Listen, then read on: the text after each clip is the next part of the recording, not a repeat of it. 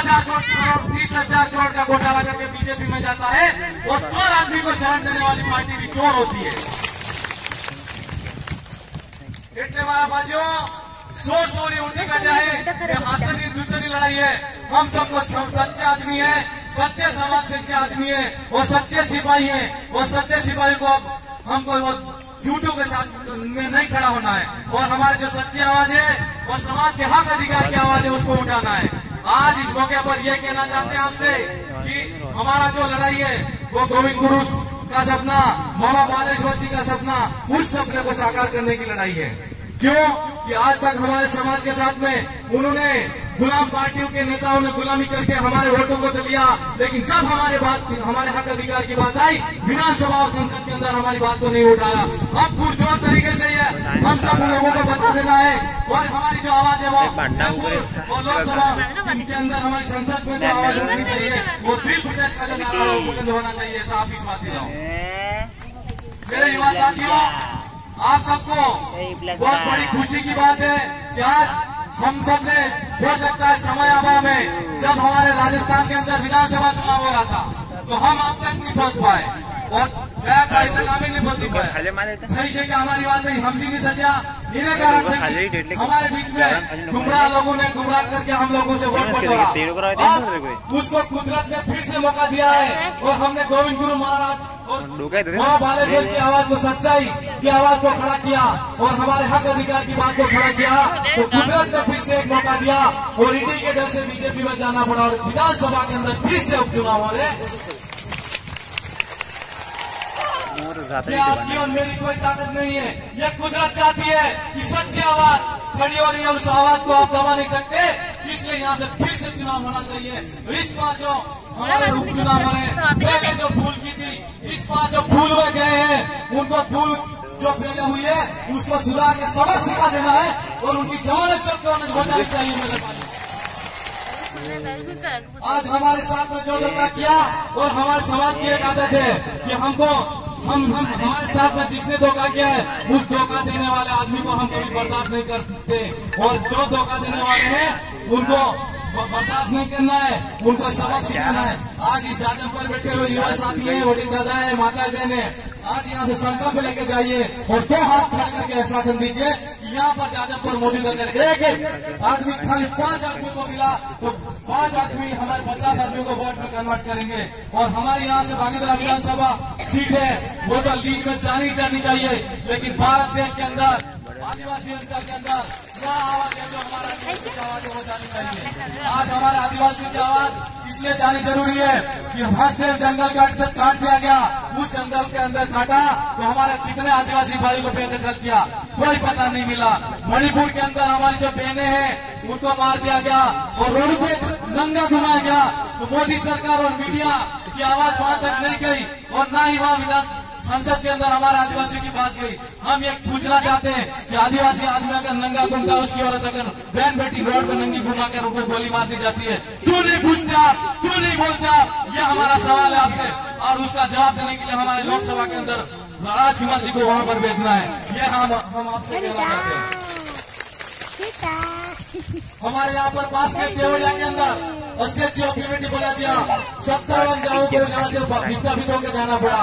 हम ये कहना चाहते हैं, ऐसे कर करके अभी मदन लाल सरकार बनी है यहाँ पर राजस्थान के अंदर, बनते ही हमारे ऊपर बद्री खनन, अवैध बद्री खनन के नाम से कानून पारित करके जितने भी भाई छोटे मोटे पत्थर पकड़ कर काम करते, रोजी रोटी कमाते, उनकी रोजी रोटी पे लात मारने का काम किया। सारे ट्रैक्टरों को जब्त किया गया। इस पुलिस प्रशासन से मैं यह कहना चाहता हूँ, जिस दिन विधानसभा का यहाँ चुनाव का रिजल्ट आता है, सबको यहाँ से क्या सबक सिखा देंगे, क्योंकि हमारी रोजी रोटी पर लात मारने वाले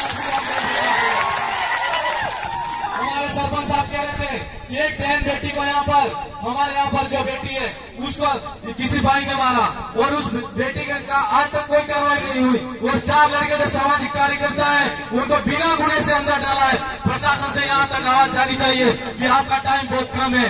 क्यों कि आप जो गलत कर रहे हो, किसी के इशारे पे काम कर रहे हो, वो यहाँ नहीं होगा।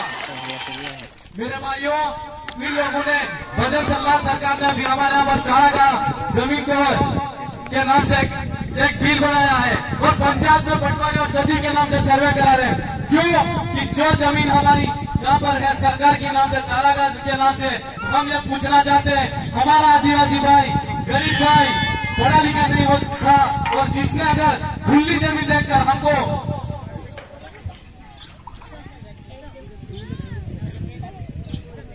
खुली जमीन है और उस पर घर पर आवास बनाकर हमारा परिवार और रोजी रोटी कमा रहा है, उस भाई के लिए कानून बनाया कि चारागाह जमीन पर वहाँ पर जितना जो भी भाई दे रहा है उसको सरकार के कब्जे में लिया जाए।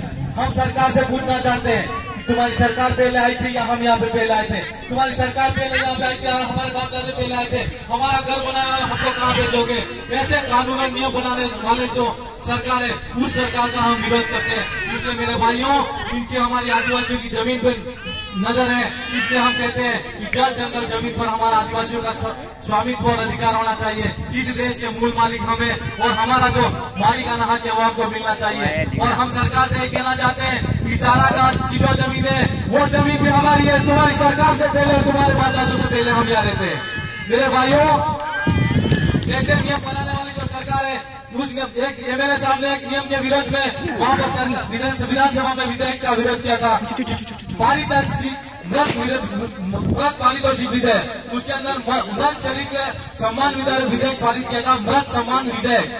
जो व्यक्ति अगर सड़क हादसे के अंदर मर जाता है उसको सम्मान पूर्वक सरकार सीधा से उसकी कस्टडी में पुलिस प्रशासन आएगी और उसको मौत दफना दिया जाएगा। और मरने वाला पक्षकार है, उसको किसी एक्सीडेंट में मार दिया गया है या किसी व्यक्ति ने उसको मार दिया है या किसी कारण से वो फांसी के फंदे से मर गया, उसकी कोई जांच नहीं होनी चाहिए।